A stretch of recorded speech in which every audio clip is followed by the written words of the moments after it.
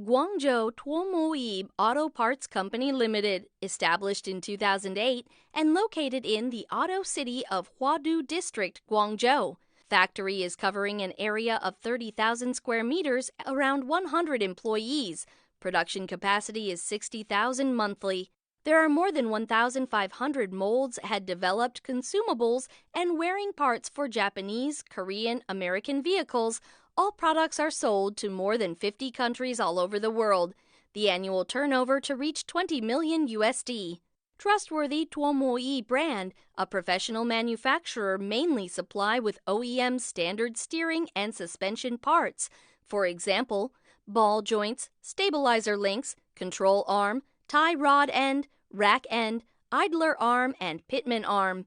The introduction of advanced machinery and equipment from Japan and Korea, which highly focus on products' quality and strictly control to every process in production.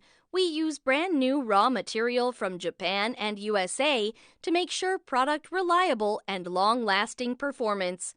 Tuomoyi safety, eco-friendly, durable, and product design to bring worldwide car owners extraordinary, comfortable driving experiences.